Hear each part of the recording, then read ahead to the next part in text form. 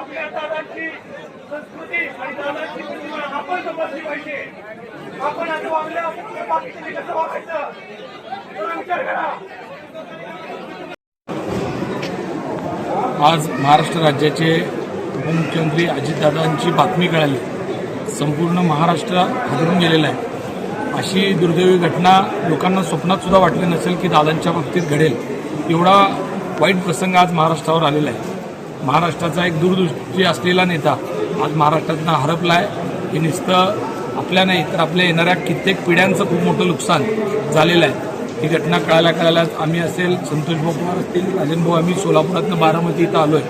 तुम्ही बघताय लोक अतिशय ओक्साबोक्शी लढत आहेत. कारण ज्या दादांनी या बारामतीला घडवण्याकरता पूर्ण त्यांचं आयुष्य वेचलं, अशा दादांचं बारामतीमध्ये अपघाती मृत्यू होणं ही महाराष्ट्रासाठी खूप दुर्दैवी गोष्ट आहे. शिवसेनेच्या वतीनं तर आम्ही श्रद्धांजली वाहतोच, पण आज महाराष्ट्र पोरका झालेला आहे. येणाऱ्या 25 वर्षात इतका मोठा नेता घडेल का नाही, हा महाराष्ट्राला शाश्वतीला असलेला नेता महाराष्ट्राने गमावलेला आहे. संपूर्ण महाराष्ट्र अत्यंत दुःखामध्ये आहे.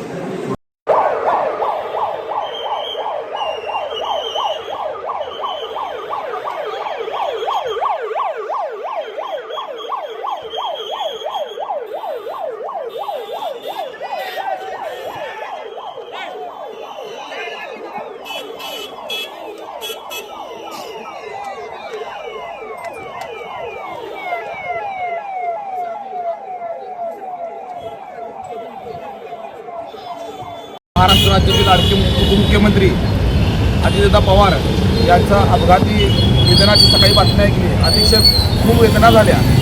महाराष्ट्रामध्ये ही पोकळी भरून निघणं खूप कठीण आहे. कारण महाराष्ट्रामध्ये दूरदृष्टी विचारांचा असलेला हे नेता पारदर्शक आणि तितकाच कणखर, रोखोक आणि प्रत्येक प्रशासनावर पकड असणारा नेतृत्व आज महाराष्ट्रातून हरपलंय.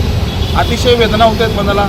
आज नानासाहेब काय विचार मंचाच्या वतीनं आम्ही त्यांना भावपूर्ण आणि पत्रकार युवक मंडळाच्या वतीनं भावपूर्ण श्रद्धांजली त्यांना अर्पण करतो आणि त्यांच्या आत्म्यास शांती लावतो.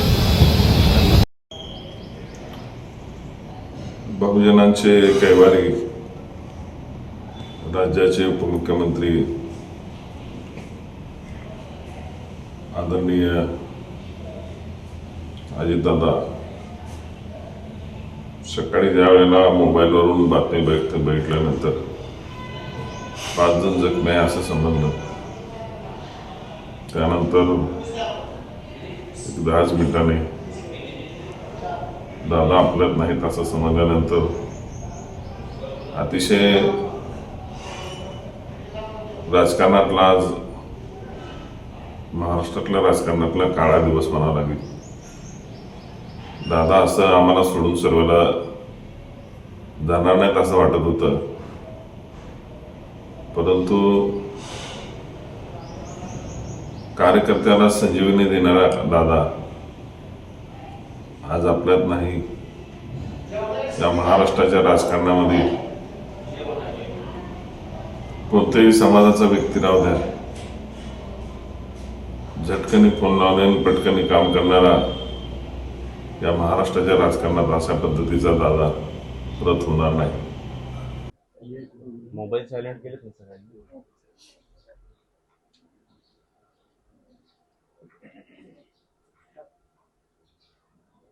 राज्याचे उपमुख्यमंत्री आदरणीय अजितदादांचं आज दुःखद निधन झालं. आमचा सगळा आधार गेलेला आहे.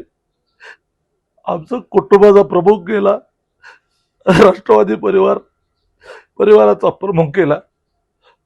अचानक असा इतका महाराष्ट्रामध्ये जीव तोड काम करणारा नेता, पहाटे 4 वाजता उठून सगळ्या समाजाकरता दिवस रात्र काम करणारा नेता अशा पद्धतीनं जाईल असं स्वप्नात सुद्धा वाटलं नव्हतं. हे घडलं. आज सगळ्या नुसता तो अजितदादाचा परिवार नव्हता, महाराष्ट्र त्याच्याकडे बघत होता. उद्या तो मुख्यमंत्री महाराष्ट्राचा म्हणून स्वप्न बघत होतो. अचानक आज अजितदादा आज ही धक्कादायक बातमी आली. अक्षरशः सगळं कोसळल्यासारखं झालंय. सगळं याच्यातून त्यांचा परिवार, राष्ट्रवादीचा उभ्या महाराष्ट्रातला परिवार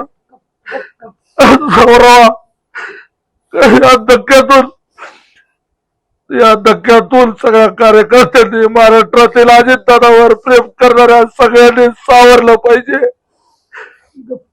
या माणसामुळे उद्या महाराष्ट्रातील विकासाचा गाडा थांबतो का काय? अजितदादा, तुम्ही असं अचानक कसं काय केलं?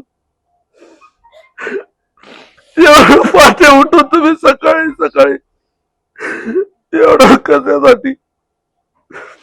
याची एक्झिट होईल. महाराष्ट्राचं नाही देशाचं नुकसान झालं. इतकं चांगलं काम करणारा मेहनती माणूस या महाराष्ट्राला पुन्हा मिळलेला नाही.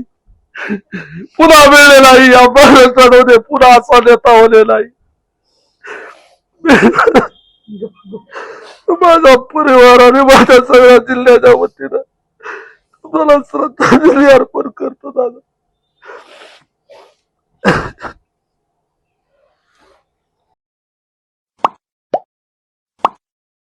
Like, subscribe, click on the bell.